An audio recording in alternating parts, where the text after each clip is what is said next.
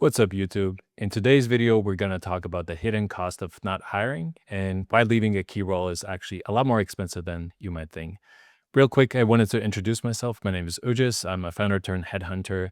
I exited an 8-figure online business in 2020, and since then, I've been helping founders build their dream teams. And I work with more than 100 8 and 9-figure founders and help them hire true A players. So to give you a taste, we've been able to poach a marketing director from Alex Hormozi's team.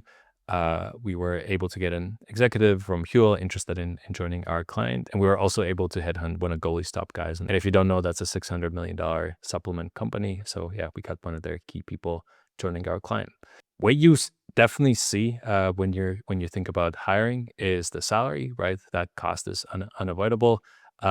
If you're working with a recruiter, you also see the fee, right? So that's going to be 20 to 33, sometimes even more percent of the base salary. And then, of course, we all have had bad hires. And so, yeah, whenever you think of hiring, you know that there's a good chance, or at least some chance that the hire is not going to work out. And it is painful and it costs a lot. So, and that's what you definitely see. That's what you're definitely afraid of. But there is something you might miss. And so if the role stays open, you will remain the bottleneck or whoever you're trying to replace, and the growth of your company will slow. And so waiting is not neutral, right? So when you wait, the hidden costs start stacking up. You still do the work, the team moves slower, the problem stays unresolved, opportunities get missed, and key decisions keep waiting on you. Typically, you don't see it as one single number, but it's been researched that you can just pretty safely assume that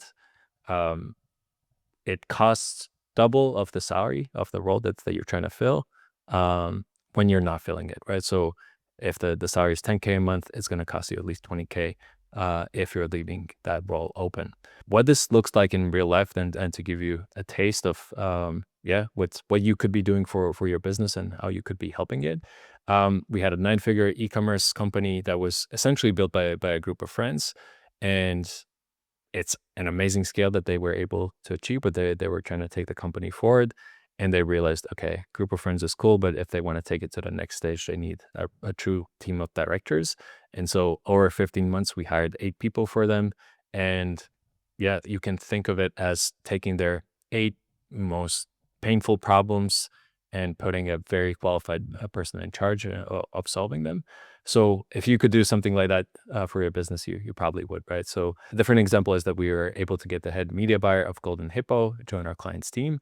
And if you're in the direct response world, you definitely know Golden Hippo. If you're not, think of it as the most advanced company in your space, most accomplished company in your space, someone who works on a really key function in that company. So that person would come to your team and solve your most burning problem. And again, that would be something that would definitely move your business forward, right?